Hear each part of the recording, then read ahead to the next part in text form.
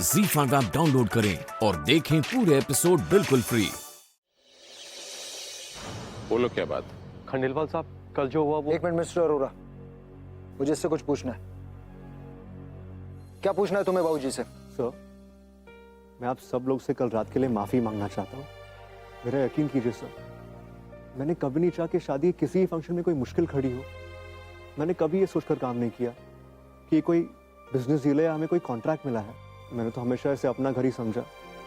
वो एक्चुअली क्या है ना, इतने कम समय में आपके पूरी परिवार से मुझे इतना अपनापन मिला, इतना प्यार मिला, और फिर अर्पिता मेरी राखी बहन है, इसलिए मैंने आप सबको कभी अपने परिवार से कम नहीं माना। और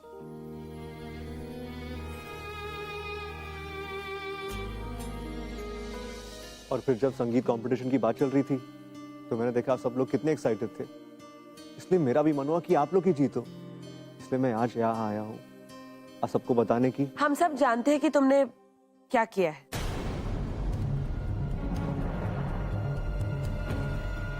आप सब जानती है?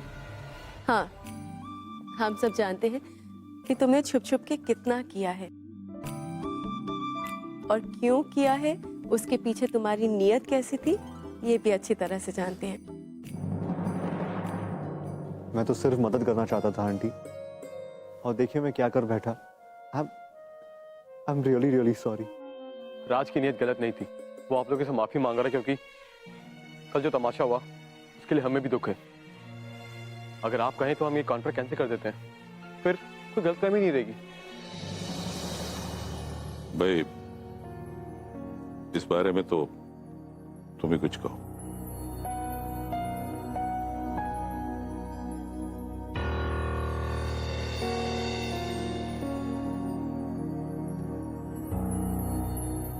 ठीक है, अगर पूरे परिवार को लगता है कि तुम्हारे मंसूबे सही थे तो ठीक है, इसलिए कॉन्ट्रैक्ट कैंसिल करने की कोई जरूरत नहीं। लेकिन एक चीज का ख्याल रहे कि आप लोग सिर्फ और सिर्फ केटरिंग से अपना काम रखिए। आप लोगों का पूरा काम और सेटअप बाहर ही है, तो वहीं रहिए। इस परिवार के मसले और इस परिवार वालों से दूर रहें तो बेहतर है। Is that clear? Yes sir.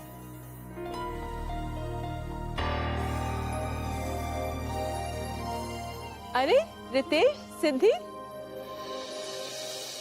नमस्ते आंटी। नमस्ते आंटी। नमस्ते बुआ जी। वो एक्चुअली आंटी, बुआ ने कुछ सामान भेजा है हल्दी के लिए। बुआ को दे दो। ये लीजिए बुआ जी। तुम लोग नाश्ता करके जाना। जी आंटी। आओ बैठो।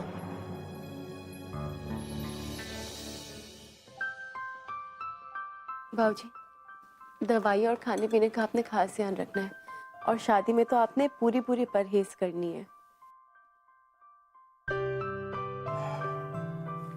एक हिदायत मेरी भी सुन लो। बैठो। कितनी ईमानदार और कितनी भोली है हमारी अपनी। उसके चेहरे की मासूमियत ही बता देती है कि वो इन सब चीजों से कितनी दूर है, बेखबर है। लेकिन तुम जानती हो ना बहू, ये मासूमियत, ये भोलापन कभी कभी इतने गहरे घाव दे जाता है कि उन्हें भरने में सारी जिंदगी निकल जाती है। 25 साल पहले जो हुआ उसे हम भूल सकते हैं क्या? इन सब चीजों ने हमें यही सिखाया है कि चीजों को टूटने और बिखरने में वक्त नहीं लगता बेटा। अतीत को हम फिर से नहीं दोहरा सकते बेटा। हमें अवनी पर भरोसा रखना होगा, लेकिन साथ ही साथ उस पर नजर भी रखनी होगी। समझी बेटा? जी बाबूजी।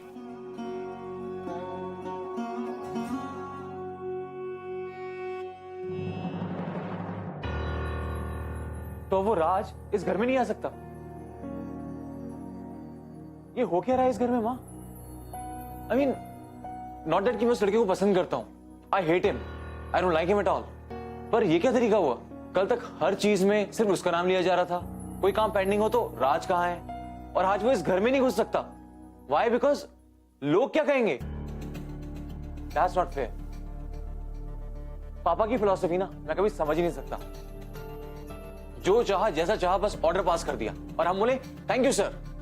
कहां का लॉजिक है? बस कर आभास, उनको जिंदगी का तुझसे ज्यादा तजुर्बा है, अच्छे बुरे की समझ है उन्हें।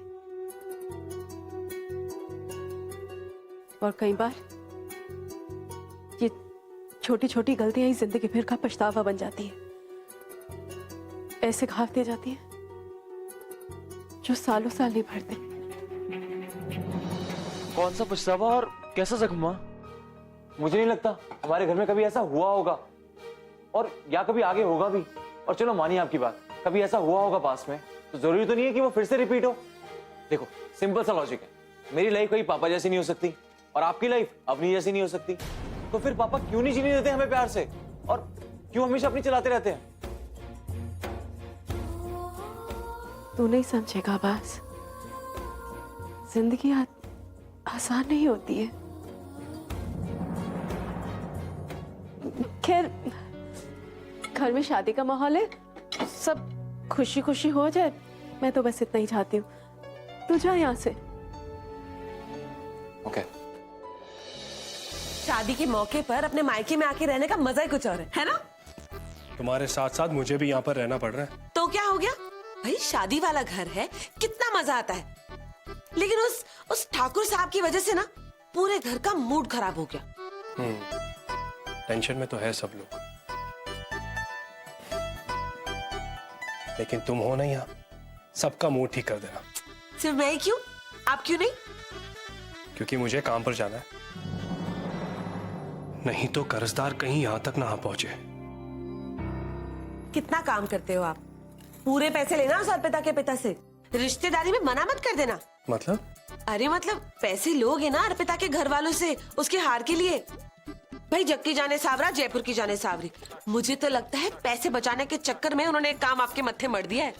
सावरी, सबके साथ अच्छा व्यवहार रखो, आखिर में वही काम आता है। और फिर अर्पिता हमारे घर की बहू बनने वाली है, तुम भी भावना भाभी की तरह उसे उतना ही प्यार दो जितना वो देती है। क्या बोल रहे हो आप? आपके बाबूजी का नाम तक नहीं लिखा उसने कार्ड पर, और आप उसी की साइड ले रहे हो? हाँ सावरी, अब साइड लेने की नहीं बल्कि उसको अपनी साइड करने की बारी है। बहुत कुछ सिखाना है उस अर्पिता को हमें। देखा, भावना भाभी को भी लगता है कि उसको कुछ नहीं आता। हाँ, कुछ भी नहीं आता है। अब जब वो इस घर में आ ही रही है बहू बनके, तो कौन सिखाएगा? हम ही को तो सिखाना पड़ेगा। इसलिए तुम्हारी मदद की जरूरत है।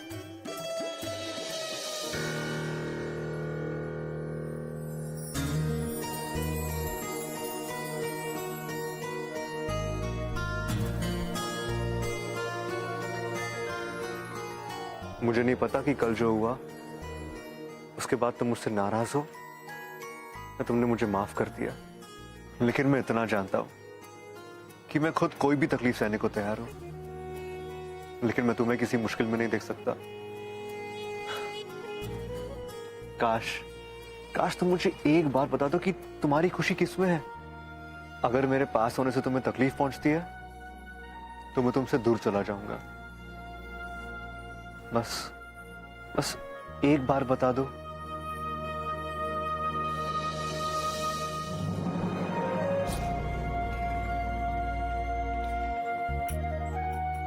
काश मैं तुम्हें बता पाती कि मैं क्या महसूस कर रही हूँ। काश मैं तुम्हें बता पाती कि तुम कितने अच्छे इंसान हो। काश मैं तुम्हें बता पाती कि मैं तुमसे बिल्कुल नाराज नहीं हूँ, क्योंकि जो कुछ भी हुआ वो एक गलत फहमी थी। लेकिन मैं तुम्हें नहीं बता पाऊंगी क्योंकि पापा ने मुझे तुमसे बात करने से मना किया और उनकी बात मुझे माननी ही पड़ेगी। इसलिए आज के बाद शायद मैं तुमसे कभी बात ना करूं। ना पूछो किसी से प्यार मिलता कहाँ है, ये मासूम अनजान दिल की दुआ है। जलती ये ला ZEE5 ऐप डाउनलोड करें और देखें सारे एपिसोड्स बिल्कुल फ्री।